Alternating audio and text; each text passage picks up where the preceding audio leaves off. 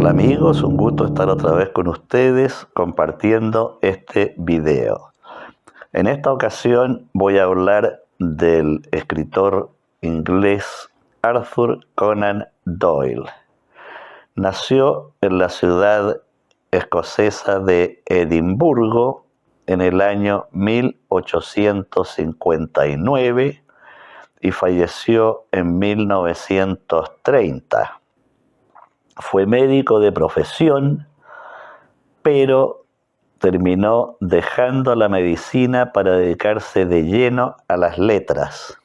Esto debido al extraordinario éxito que consiguió con su detective Sherlock Holmes y su ayudante el Dr. Watson.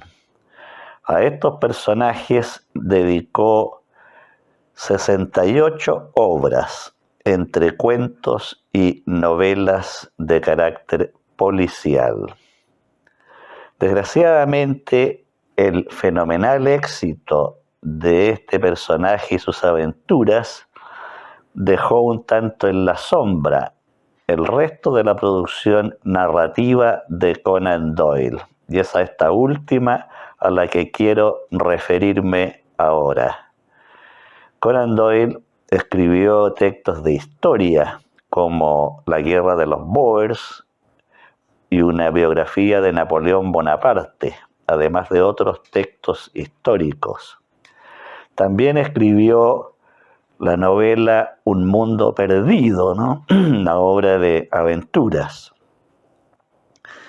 Aprovechando su experiencia como estudiante de medicina y posteriormente como médico, escribió cuentos de médicos y enfermeras usando su propia experiencia. Estos relatos se agruparon en un libro titulado La Lámpara Roja.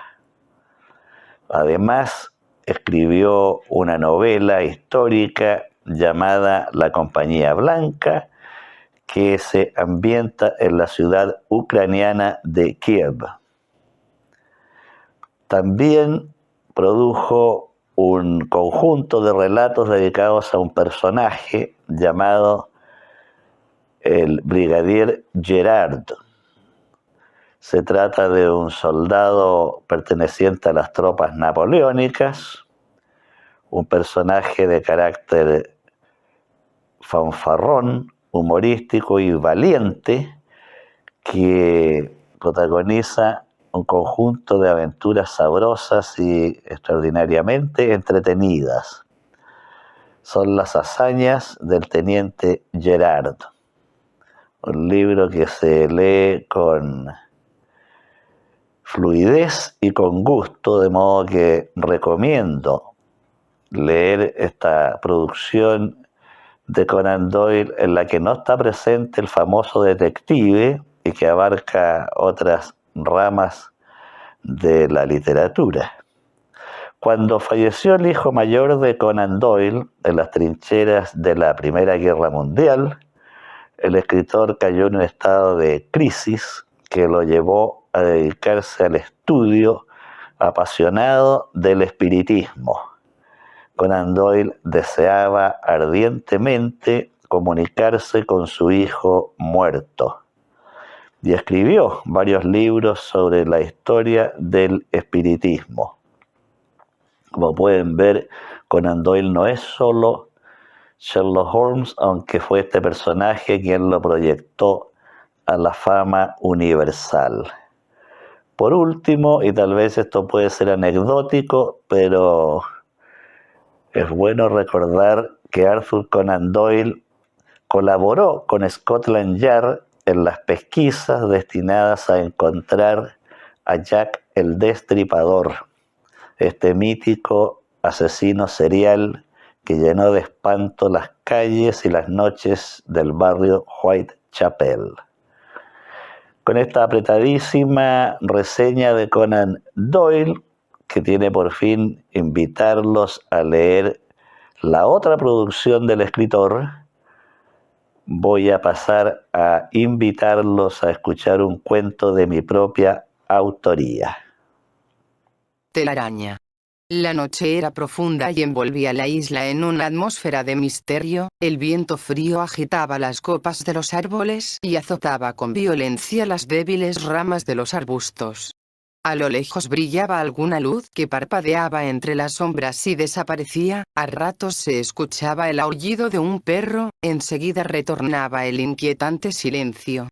Una silueta avanzó sigilosa deteniéndose cada cierto tramo para oír con atención, observar a su alrededor, luego seguir con la misma cautela.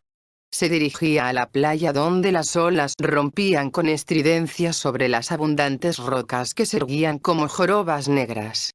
Cuando salió de la vegetación caminando por un sendero angosto que descendía hacia el mar dejó ver su figura, era un hombre de unos 45 años, de mediana estatura, fornido, que llevaba una camiseta sin mangas, un pantalón de baño y unas zapatillas deportivas. Se detuvo otra vez, observó a su alrededor, todo estaba igual, solitario y lúgubre. Volvió a mirar la extensa playa cubierta de algas y conchas, allá, a unos 150 metros, estaba el bote, amarrado a una estaca. Al llegar se precipitó en la cuerda, la desató, empujó el bote y saltó a su interior, y cogiendo los remos comenzó a bogar con energía. Una botella de aguardiente era el único acompañante de su peligrosa aventura.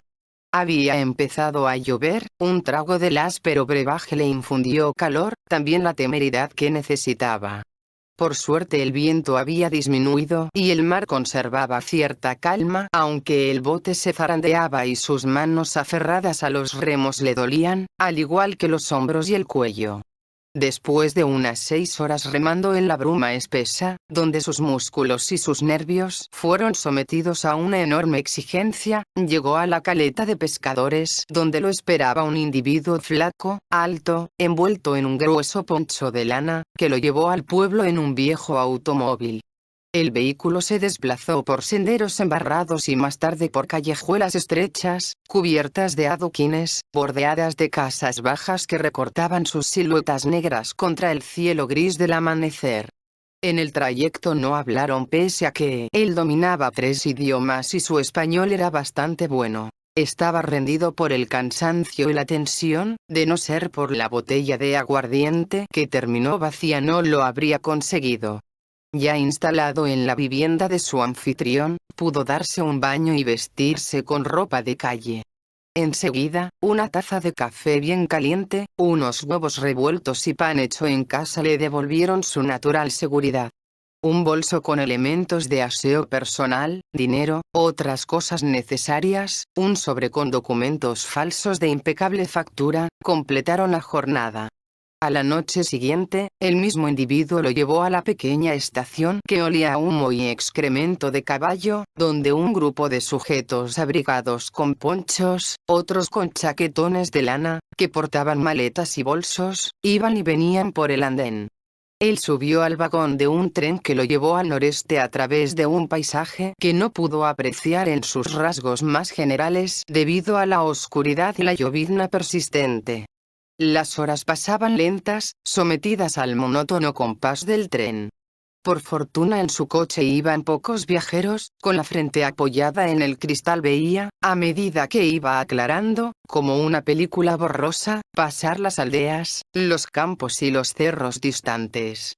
Se apartó de la ventana y acomodando la cabeza en el respaldo cerró los ojos, entonces recordó su pueblo natal allá en la lejana Europa, vio su casa, el jardín donde solía jugar con su hermana Elizabeth y el rostro de su madre que los miraba desde una ventana. También pensó en su joven esposa y su pequeño hijo al que aún no conocía, si todo salía bien, en poco tiempo más estaría con ellos.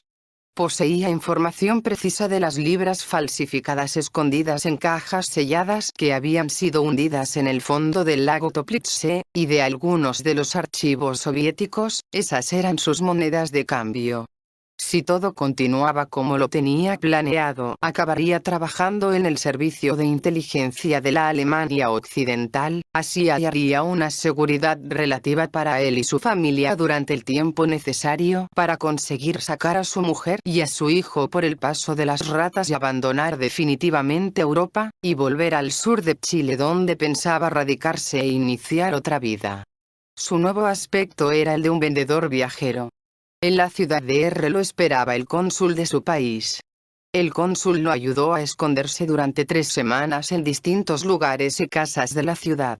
A mediados de octubre, ya despejada la nieve cordillerana, el fugitivo fue dejado por los colaboradores del cónsul en las cercanías de unas conocidas termas. Desde allí emprendió el viaje a caballo por las antiguas rutas usadas por los contrabandistas, y una mañana vio a un cóndor batiendo las alas con lenta elegancia en la altura celeste.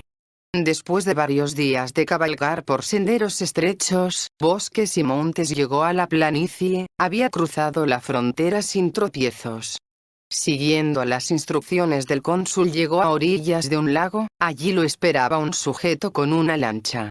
Durante el trayecto no intercambiaron ni una sola palabra.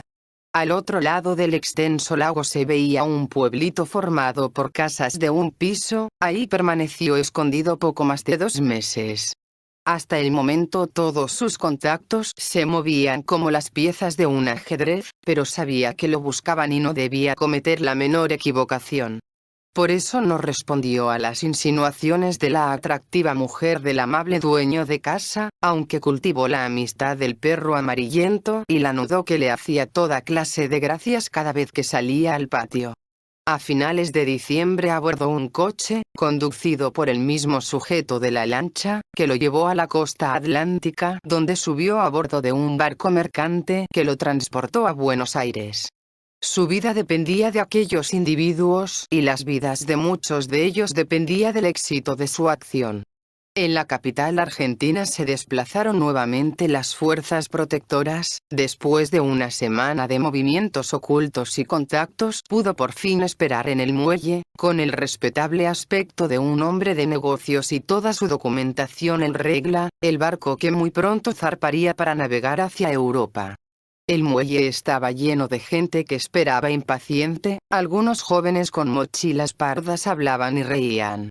A través de las puertas abiertas de los galpones, pudo ver la silueta gris del barco, inmóvil junto al muelle, y comprobar con ansiosa satisfacción que los ojos de buey de la nave estaban iluminados. Era una noche clara, un viento tibio soplaba, aun cuando su situación no estaba para ensoñaciones, y él tenía demasiadas cosas de las que preocuparse. No pudo dejar de sonreír pensando que sería gratificante compartir su camarote con una hermosa latina. Pero en ese instante una voz resonó autoritaria a su espalda. Hans Schroeder, está usted detenido. Giró con rapidez y se halló frente a 2 sujetos que indudablemente eran agentes de la policía. Su sorpresa fue enorme al reconocer, en uno de ellos, al hombre que lo llevó en lancha por el lago.